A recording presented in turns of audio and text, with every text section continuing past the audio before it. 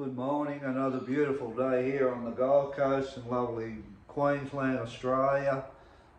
Today I want to talk about intimacy and the fear we have of it and the reasons why we have that fear. Intimacy involves a vulnerability within our being, and that vulnerability is a revelation to the people that we are either close to or other people that we're not close to. It's all about revealing ourselves to another, and it comes up when we're attracted to somebody. In that attraction, we want to give them more of us, but we are petrified to give them too much just in case they reject us. And that's the fear in intimacy, is the fear of the rejection from somebody, or even if you're not really close to somebody, just with friends and people you associate with. It's the vulnerability that we really struggle with. And the fear of that vulnerability is revealing who we are and what we are. And I've spoken about authenticity. There's been tests done on people that portray they're not authentic, the ones that pretend to have it together, the ones that pretend to have everything in order in their lives, the ones that pretend that they got no problems, the ones that pretend that they are better than people that are struggling and they're more got it together or more superior. And there's been these tests done where they've actually measured people that have looked at people like that and looked at people that are authentic, and the people that are authentic, the test subjects, the people, they were drawn to those people more because of what they could see in themselves and their own experience in life than the people that appeared or try to portray they all had it together. So there's a lot in being yourself, especially for connections, because people can connect with that. They can't connect with a person that doesn't show their vulnerability. And another example in that is, if you look at children, why they're attractive is because they're so vulnerable, and they're everywhere. They're here, there, all over the joint, their emotions.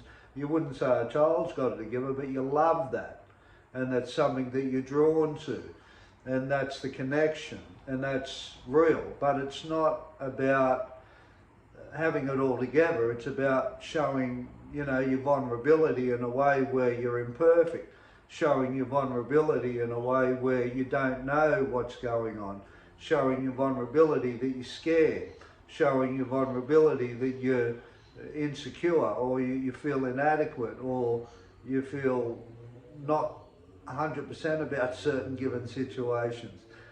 That vulnerability is connected with intimacy, because if you don't marry the two up with getting close to people to be intimate and show yourself, and look at that fear that we all have to do that, then we will kind of live back here and not connect completely with intimacy. Now, I don't know how to connect 100% with intimacy, because I've had those fears. I've had those struggles in intimacy. I've been scared to show people who I truly am, even though I consider myself very open and transparent. But there's still things about me that I fear to show people. There's still things about me that I worry what other people think of me. There's still things about me that when I stand in front of another person, I do their thinking what they're thinking of me. And that's that fear of intimacy and the connection. And it's really It's real. I think it's a really important subject, actually. Like, because we live this life of, well, I have, where I've been behind that and I haven't really understood it. And I explored it this morning, and yeah, so much come up about what I could relate to with not connecting with people and the loneliness that I feel in my life because of my inability to get close to people and to be intimate. And like, I've put drugs in the way of that, and maybe some of you guys can relate to that. I've put sex in the way of it. I've put other things like food in the way of it. You know, these feel goods to shortchange that deep connection of intimacy. And what is that deep connection of intimacy? Like, I don't know it, but I'm excited to explore it.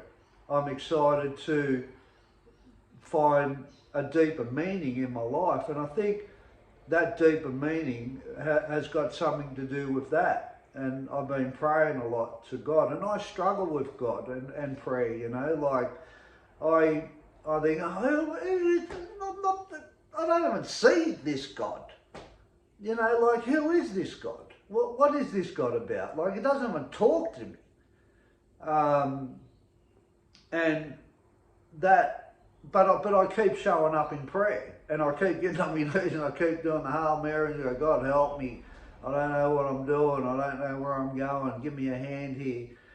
And that level of intimacy with God, and not even having a human being in front of me, that's a challenge. But I've discovered that the intimacy that I believe is exciting to discover in life is to become more intimate within my soul, to understand my fears with intimacy, to understand my vulnerability with intimacy.